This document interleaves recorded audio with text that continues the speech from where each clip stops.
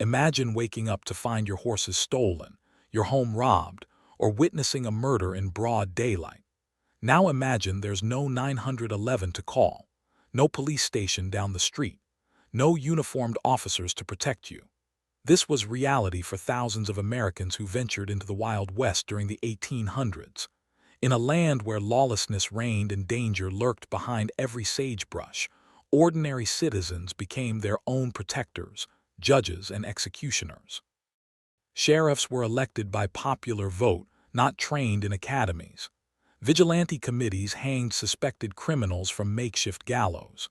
Gunslingers walked dusty streets with revolvers at their hips, blurring the line between hero and villain. The American frontier operated on a brutal code, frontier justice.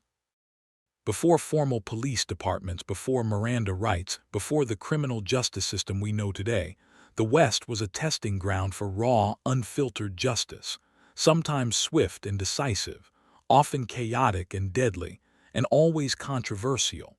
Welcome to the untamed era when survival meant taking the law into your own hands. Historical context and background. To understand law enforcement in the Wild West, we must first grasp what the Wild West actually was. This era, roughly spanning from the 1840s through the early 1900s, represented America's westward expansion, a massive migration of settlers, prospectors, ranchers, and opportunists flooding into territories west of the Mississippi River. California's gold rush of 1849, the opening of western territories like Montana, Wyoming, and Arizona, and the completion of the Transcontinental Railroad in 1869 all fueled this explosive growth. But this rapid expansion created a massive problem. The infrastructure of civilization couldn't keep pace. While eastern cities like Boston had established professional police departments by 1838, followed by New York in 1844 and Philadelphia in 1854, the Western territories remained virtually lawless. The vast distances, sparse populations, and lack of governmental authority created a power vacuum where traditional law enforcement simply didn't exist. According to historical records, formal professional police forces didn't appear in Western territories until the 1930s. Before that, law enforcement was largely ad hoc, a patchwork system cobbled together from necessity rather than design. The absence of organized policing meant that Western communities had to improvise, creating a unique system that blended English common law traditions with frontier pragmatism. The backbone of Western law enforcement rested on several key positions, each with distinct roles and authority. U.S. Marshals, appointed by the Attorney General, represented federal authority and had jurisdiction across territorial boundaries. They tackled major crimes and federal offenses, but with such vast territories to cover, their presence was spread impossibly thin. One marshal might be responsible for tens of thousands of square miles. County sheriffs, elected by local residents, handled law enforcement at the county level. Unlike today's trained law enforcement officers, these sheriffs were rarely professionals. They were farmers, shopkeepers, former soldiers, or cowboys who won a popularity contest. Some were honest men trying to bring order. Others were corrupt opportunists using the badge for personal gain. The position paid poorly.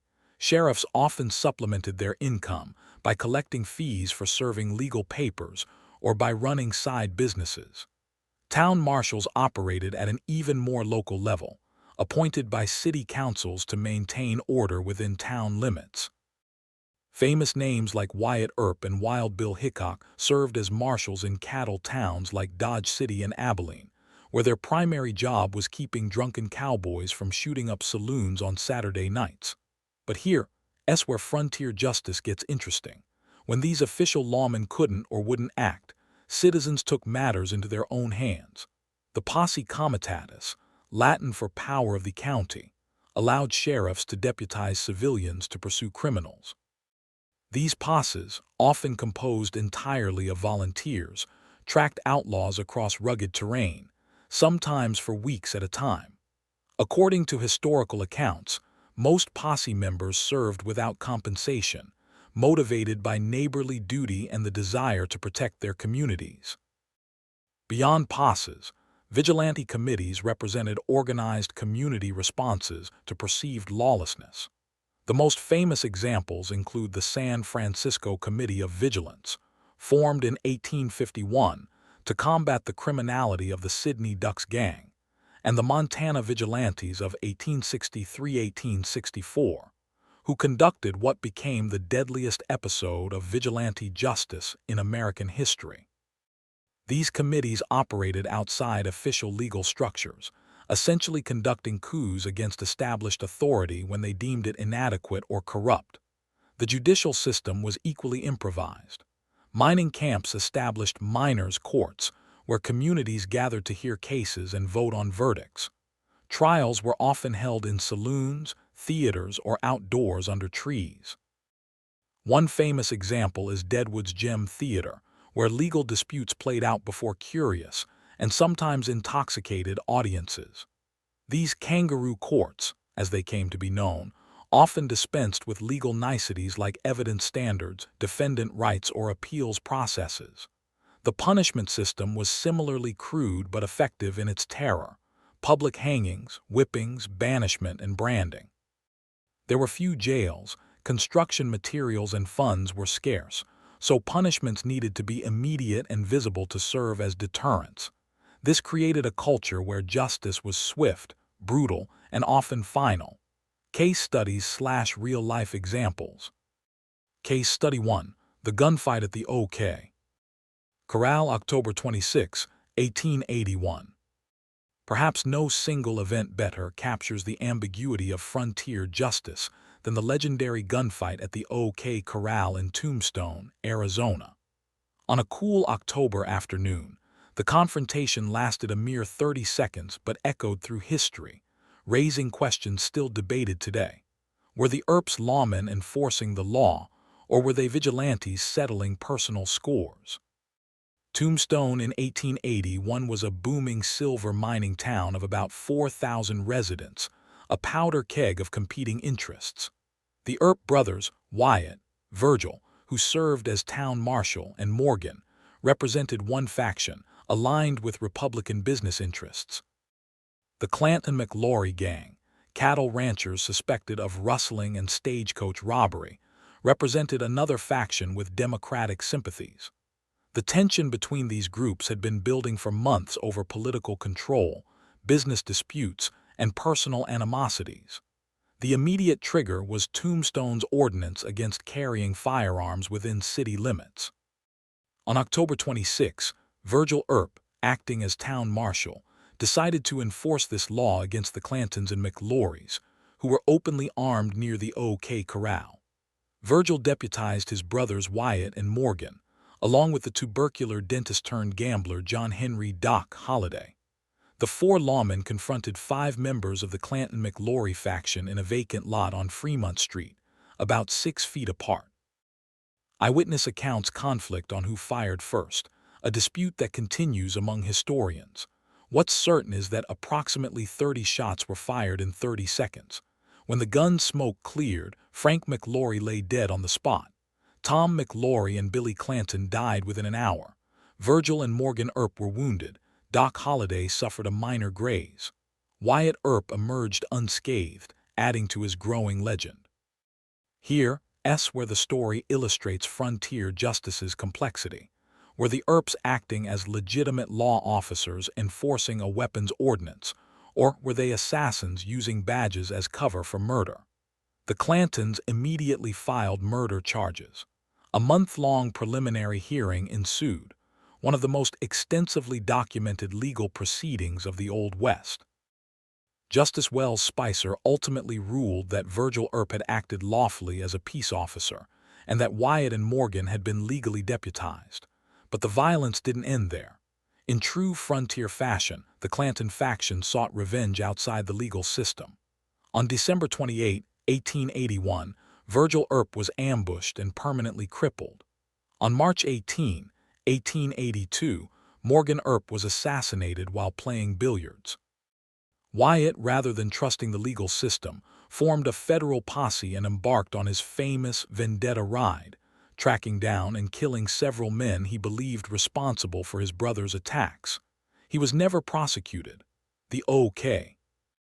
Corral incident demonstrates how frontier justice blurred the lines between law enforcement and personal vengeance, between official authority and vigilantism.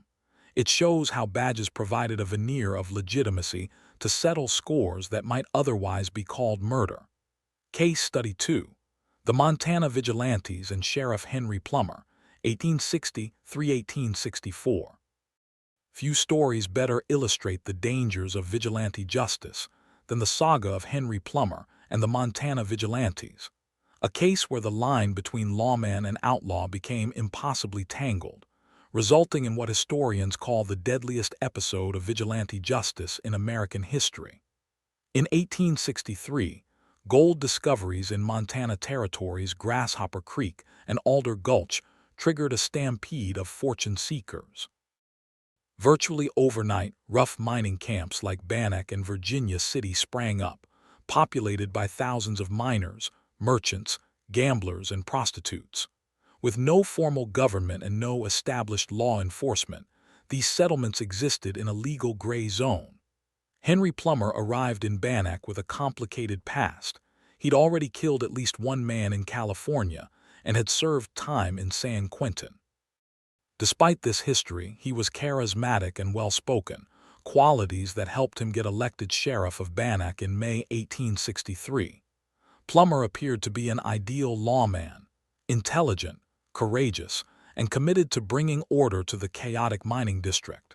He even married a respectable schoolteacher, seeming to turn over a new leaf. But throughout 1863, a wave of robberies and murders plagued the Montana gold fields. Stage coaches carrying gold were systematically ambushed. Miners traveling between camps disappeared without trace. Bodies turned up in shallow graves or frozen in creeks. The death toll mounted. Historians estimate between 50 and 100 murders occurred in the region during this period. Fear gripped the mining communities. Whispers began circulating that Sheriff Plummer wasn't stopping the crime. He was orchestrating it. According to later accounts, Plummer allegedly led a secret gang of road agents, highwaymen, that included some of his own deputies. The sheriff's position gave him perfect inside information. He knew when gold shipments were scheduled, which miners had struck it rich, and which routes travelers would take. Critics claimed his gang used secret signals and codes, and that Plummer would dispatch his criminal associates after seemingly innocent conversations with potential victims. By late 1863, frustrated citizens had had enough. Led by businessmen and community leaders, they formed the Montana Vigilantes, a secret organization that adopted the label 3777 as their symbol. The meaning remains debated by historians. On Christmas Eve 1863, the Vigilantes lynched their first victim, alleged road agent George Ives, after a miners' court trial that lasted into the night. This unleashed a reign of terror. The Vigilantes drew up a list of suspected criminals and systematically hunted them down. On January 10, 1864, they came for Sheriff Henry Plummer himself. Along with two deputies, Ned Ray and Buck Stinson, Plummer was arrested in Bannack. According to witnesses, Plummer begged for mercy, pleaded for a proper trial, and asked for time to see his wife. The Vigilantes refused. At the very gallows Plummer had supposedly built for executing criminals, the three men were hanged simultaneously. The Vigilantes' work continued with mechanical efficiency. By late January 1864, they had hanged 20 men. By October 1867, the toll had risen to 50, the highest number of vigilante executions in American history. Bodies were left hanging in public view, often with signs pinned to them: road agent or horse thief and murderer. But here's the disturbing question that haunts this case. Was Henry Plummer actually guilty? No trial was held. No jury heard evidence. No appeal was possible. The accusations against him came primarily from vigilante leaders who had their own political and business interests in controlling the mining camps. Some historians argue that Plummer was indeed a criminal mastermind who deserved his fate. Others suggest he was a scapegoat, executed by a vigilante committee that had become a law unto itself, targeting rivals and undesirables under the guise of justice.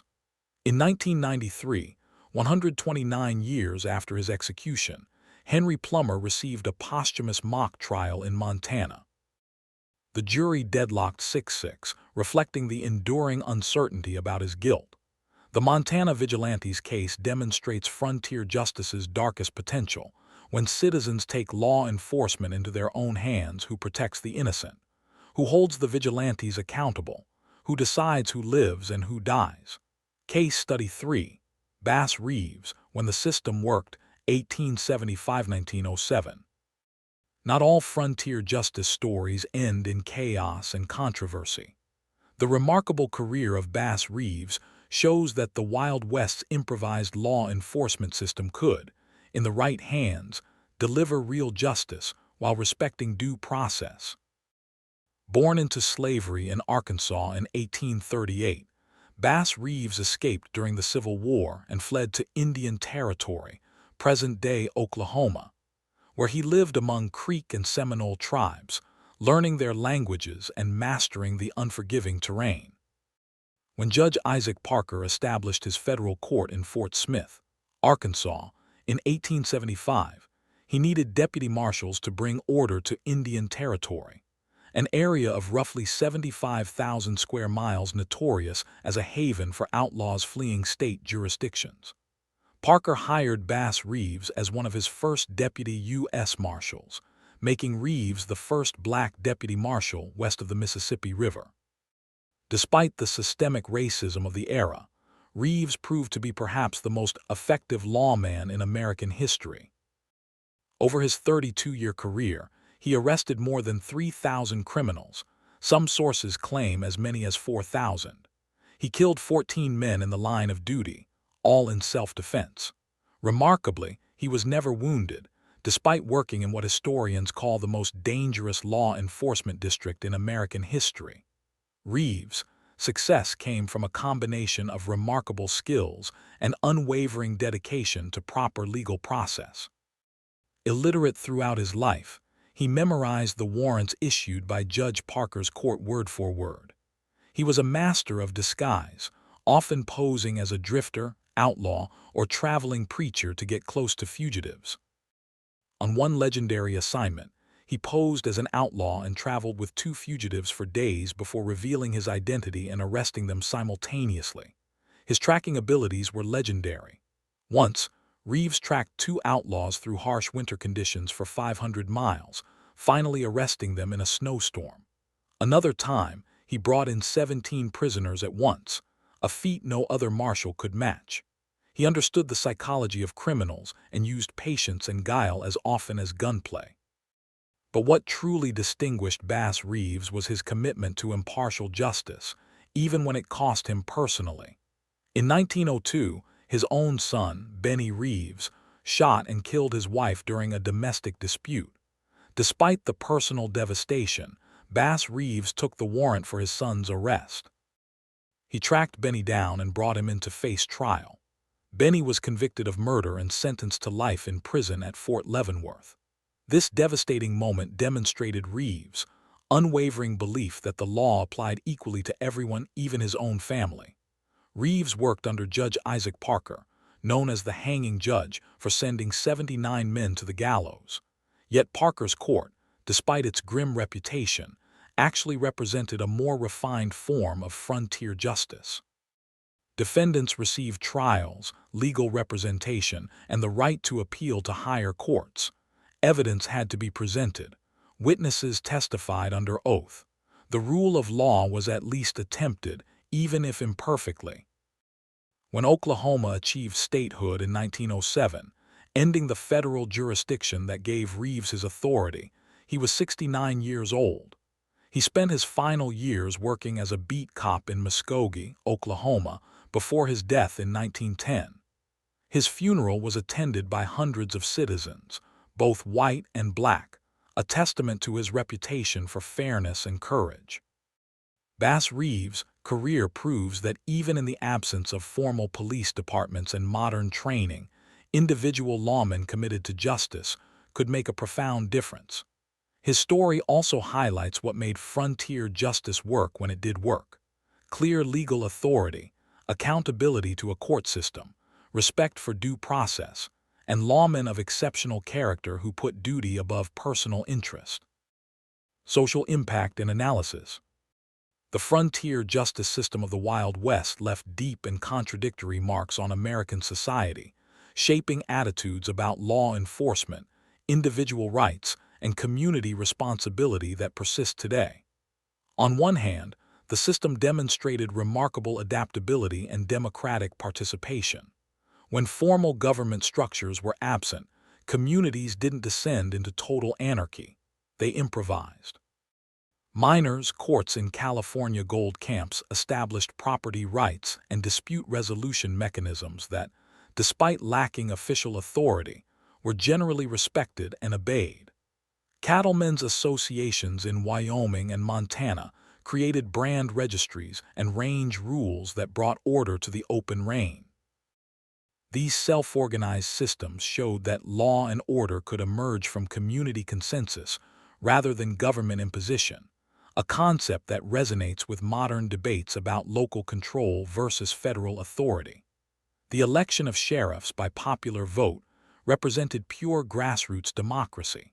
Citizens directly chose who would enforce laws in their communities, creating accountability that modern appointed police chiefs often lack. This democratic approach had significant appeal. The lawman served at the pleasure of the community and could be removed if he overstepped his authority or proved ineffective. This direct accountability is something many modern police reform advocates argue we've lost. However, this democratic frontier justice had a terrible dark side. Popular sovereignty meant that justice reflected the prejudices and passions of the majority. Historical records show that vigilance committees in San Francisco and Montana often targeted minorities: Chinese immigrants, Native Americans, Mexicans, and African Americans, using the pretext of crime fighting to enforce racial hierarchies and discourage undesirable populations from settling in their communities. The same democratic process that could elect an honorable sheriff like Bass Reeves could also create vigilante mobs that lynched innocent people based on rumor and racism. The absence of standardized procedures created wildly inconsistent justice. Identical crimes might result in a fair trial in one town and a summary hanging in another. Wealthy individuals could often bribe or influence local officials, while poor and marginalized people had no protection. The speed that proponents celebrated, cases resolved in hours rather than years, came at the cost of careful investigation and due process. How many innocent people died on gallows before they could prove their innocence? Historical records are frustratingly incomplete on this crucial question. The vigilante tradition particularly left a troubling legacy. While vigilance committees often disbanded after addressing a specific crime wave, the precedent they established, that citizens could bypass legal systems they deemed inadequate, echoed through American history. Lynch mobs in the post-Civil War South borrowed rhetoric and methods from Western vigilantes, claiming they too were simply enforcing justice when official authorities failed to do so. The brutal terrorism of racist lynch mobs killed thousands of African Americans well into the 20th century, justified by the same frontier logic that communities had the right to act when government wouldn't. The cult of the gunfighter that emerged from the Wild West created an enduring mythology that glorified violence as a solution to conflict. The countless dime novels, films, and television shows celebrating quick-draw showdowns and lone heroes, dispensing justice through superior firepower, shaped American gun culture in ways that complicate modern debates about firearms, self-defense, and policing. Perhaps most significantly, Frontier justice created a deep cultural strain of distrust toward formal authority and celebration of individualism. The persistent American notion that good people should take care of their own problems without waiting for bureaucrats traces directly back to Western self-reliance. This cuts both ways. It inspires admirable individual initiative and responsibility, but it also feeds resistance to collective solutions and professional expertise in solving complex social problems. Modern connections, reflection.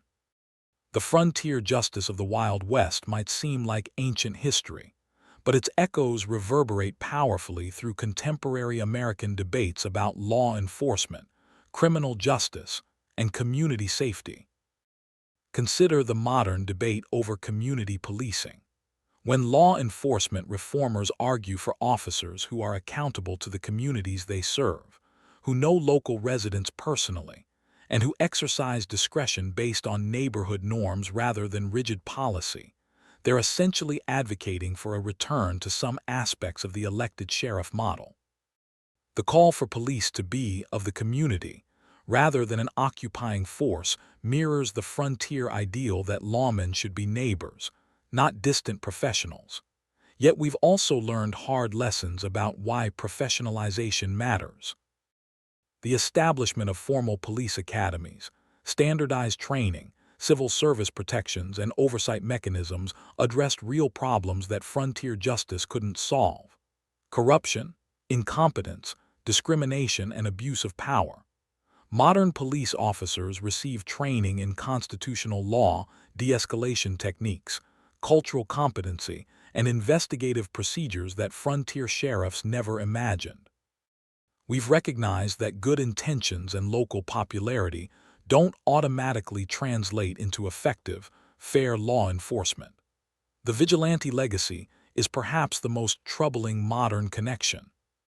Stand-your-ground laws and expanded self-defense doctrines essentially legalize a form of individual frontier justice, empowering citizens to use lethal force based on their perception of threat.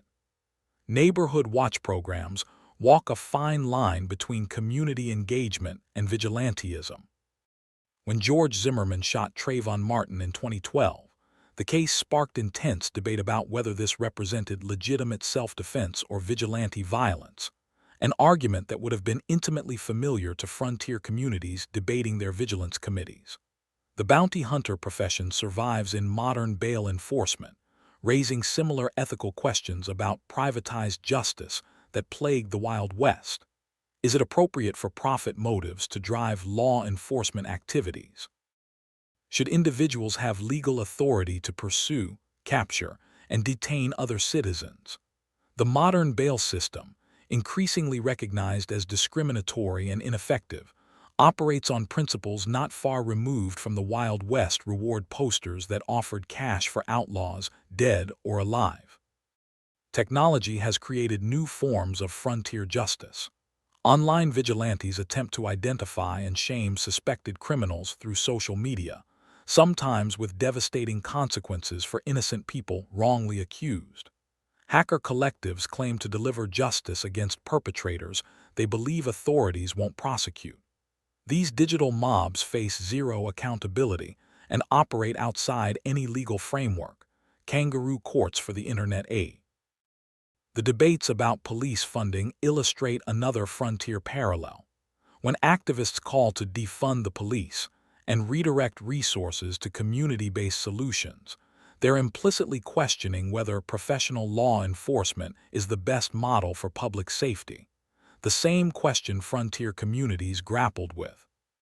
Alternative approaches like violence interruption programs, mental health crisis teams, and restorative justice initiatives represent attempts to address harms without relying solely on armed officers and incarceration, much as frontier communities experimented with banishment, restitution, and community oversight, rather than building extensive jail systems they couldn't afford. The persistent mythology of the good guy with a gun stopping crime comes straight from frontier gunslinger narratives. Modern arguments that armed citizens provide better security than police would have resonated with 1860s settlers who couldn't wait for a sheriff to arrive from the county seat. Yet we now have statistical evidence about the risks of widespread gun ownership that frontier communities didn't have access to, changing the calculus of that debate. Perhaps the most important modern connection is the question of who deserves protection. The frontier justice system often failed to protect marginalized people, a failing that persists in modern policing. The deaths of George Floyd, Breonna Taylor, and countless others demonstrate that having professional police doesn't automatically ensure equal protection under law. The frontier question, whose justice, who decides, who's protected, remains painfully relevant. The challenge we face is synthesizing the best elements of both systems, combining frontier justice's community accountability and democratic participation with modern professionalism standardization, rights protections, and oversight mechanisms. Neither pure frontier vigilantism nor completely detached professional policing provides ideal public safety. Finding the right balance remains one of America's most pressing challenges. The Wild West before formal police departments was neither the romantic adventure Hollywood depicts nor the complete chaos critics suggest. It was something more complex and more human, a vast social experiment where American settlers tested different approaches to justice, security, and community order under extreme conditions. Some aspects of frontier justice worked remarkably well. Communities demonstrated they could organize themselves, create functional legal systems from scratch, and maintain basic order without waiting for distant authorities to rescue them. Individual lawmen like Bass Reeves proved that courage, intelligence, and integrity could deliver real justice even in the absence of modern systems and training. The democratic accountability of elected sheriffs ensured lawmen couldn't become tyrants disconnected from community needs. But frontier justice also revealed profound dangers.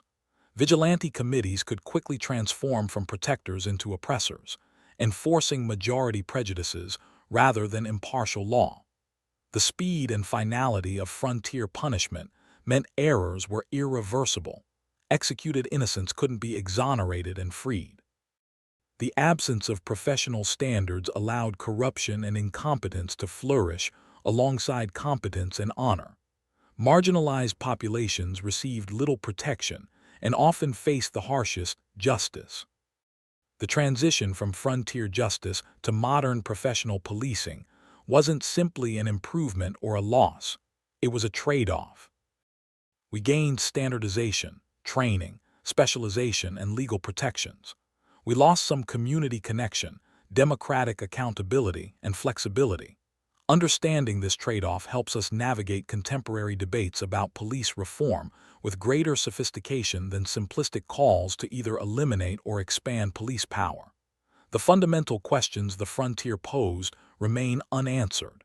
How do we balance community control with professional expertise? How do we ensure justice serves everyone equally, not just the powerful majority? How do we hold protectors accountable when they become abusers? How do we deliver security without creating tyranny? Perhaps the most important lesson from frontier justice is that law enforcement systems aren't natural laws. They're human inventions that can be reinvented. The settlers who created vigilance committees, elected sheriffs, and miners' courts didn't accept that their circumstances required helplessness. They experimented, adapted, and created new approaches. Sometimes they failed spectacularly. Sometimes they succeeded brilliantly, but they tried. As we grapple with modern policing challenges, excessive force, unaccountable officers, discriminatory enforcement, inadequate protection, we could benefit from that frontier experimental spirit, combined with modern knowledge about what works and what does. The Wild West's legacy isn't a blueprint to follow or reject wholesale, but rather evidence that justice systems can evolve when communities demand it. What aspects of frontier accountability should we reclaim? What modern protections must we preserve? How do we create law enforcement that serves justice rather than simply enforcing order? These aren't questions with easy answers, but they're questions worth asking. What do you think? Could any aspects of frontier justice improve modern policing? Or would returning to community-based law enforcement repeat the mistakes of the past? Share your thoughts in the comments below. And if you enjoyed this deep dive into Wild West history, subscribe for more fascinating explorations of America's past and the lessons it holds for our present. Hit that notification bell so you don't miss our next historical investigation. Thanks for watching.